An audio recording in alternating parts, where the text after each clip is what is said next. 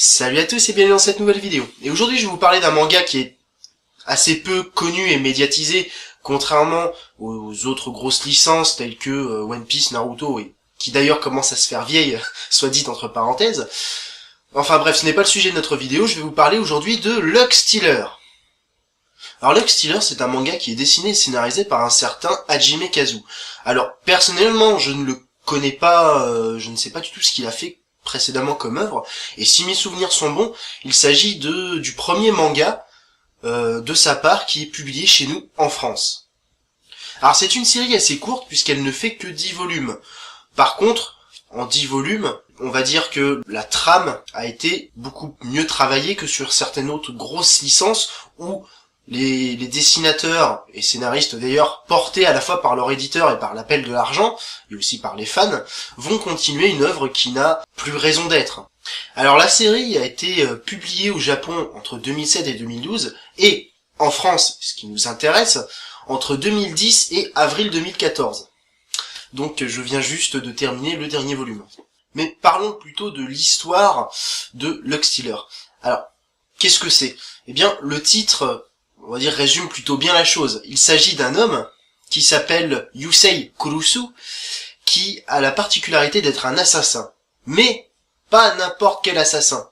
Puisqu'en fait, c'est un homme qui a le pouvoir, en touchant les gens avec ses mains, de leur voler leur chance. Alors ce vol de chance, ça peut aller de la simple succession d'événements malencontreux à la mort de l'individu par accident.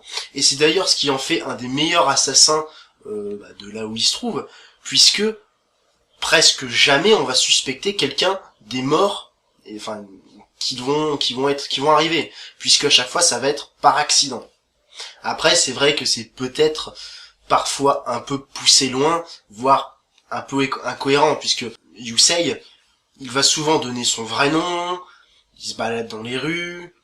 Bon, je veux bien qu'il soit blindé de chance, mais c'est étonnant que jamais personne ne sache qui il est, qu'il n'aurait jamais un seul témoin.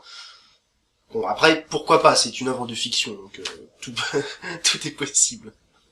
Alors, malgré que ce personnage soit un assassin, on va dire qu'il est quand même dans le camp des gentils, on va dire, puisque il ne vole pas la chance à n'importe qui, ni pour n'importe quoi.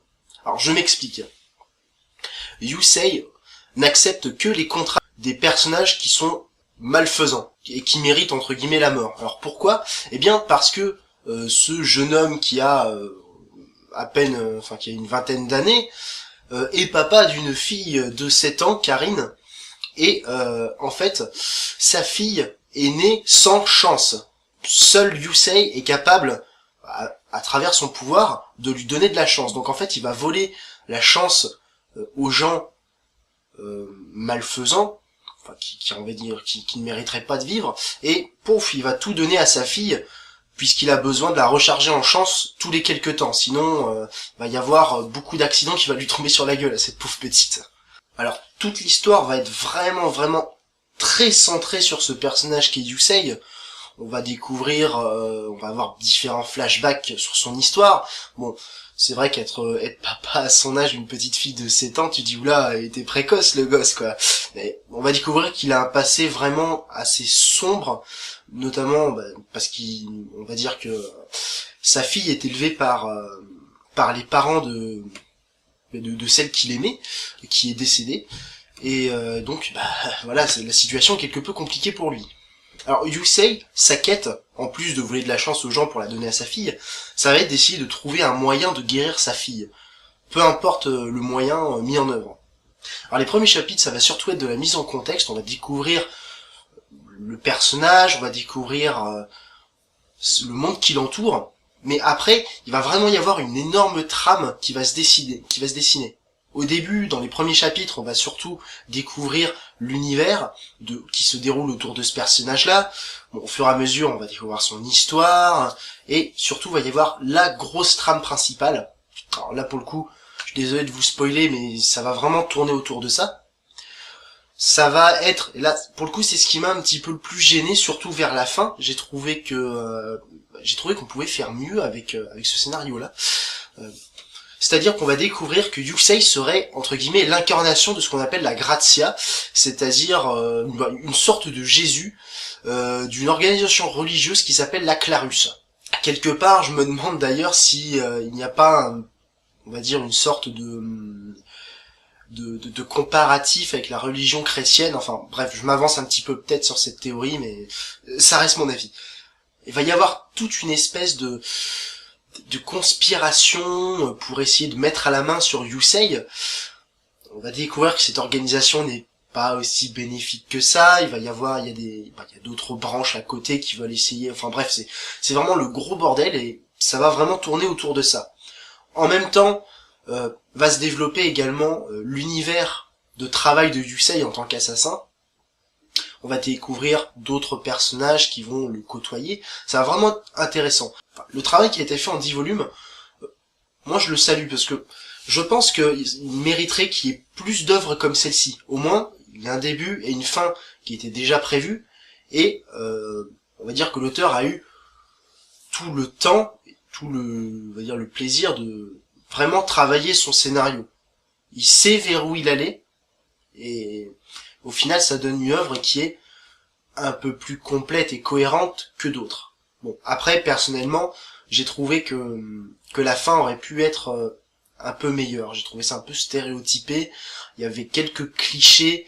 Enfin bref, c'est un manga qui est vraiment sympathique, mais qui manquait quand même de 2-3 détails. Alors d'un point de vue graphique, on va avoir des personnages qui vont avoir des traits assez fins et qui eux-mêmes d'ailleurs vont être assez minces. C'est pas moche, franchement c'est pas moche, c'est un style. Hein.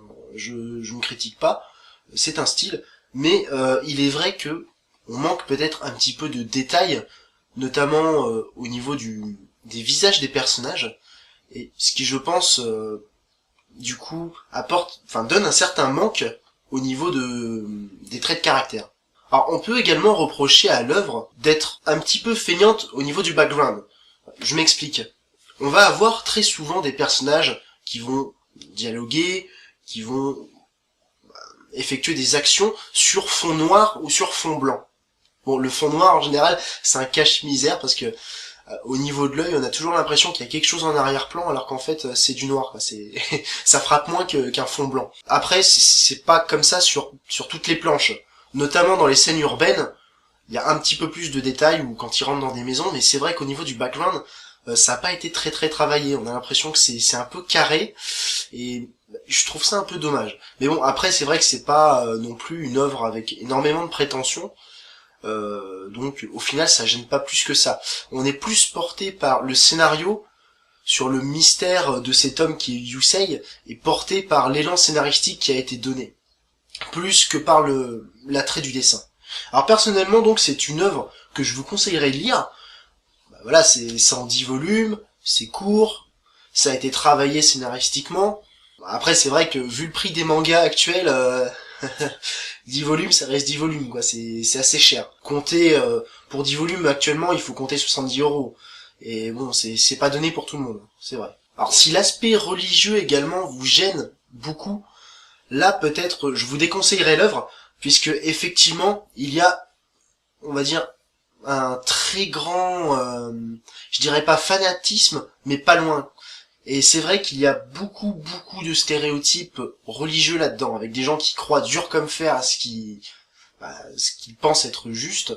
Bon, ce que je ne critique pas, mais c'est vrai que parfois je trouve que dans l'œuvre, c'était peut-être un peu trop fort. Alors, autre point que j'avais bien aimé, c'est aussi que, mis à part le héros et sa fille qui possèdent, en tout cas Karine, sa fille qui ne possède rien pour le coup, et lui qui possède son pouvoir, on est dans quelque chose de très réaliste. On va voir personne ne va avoir de pouvoir à part eux, je veux dire.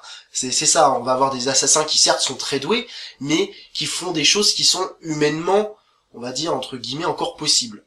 Et c'est vraiment ça que j'ai bien aimé, parce qu'on a vraiment un personnage qui est torturé par ce pouvoir, par le pourquoi pourquoi sa fille est comme ça, pourquoi lui il est comme ça, puisque il est constamment obligé de porter des gants. Il ne peut pas toucher les gens avec ses mains sans leur voler leur chance, ce qui pour lui en fait depuis son enfance un certain asocial et bon, qui a débordé du mauvais côté de la ligne pendant un certain temps également, puisqu'il ne faisait plus vraiment la différence entre le bien et le mal.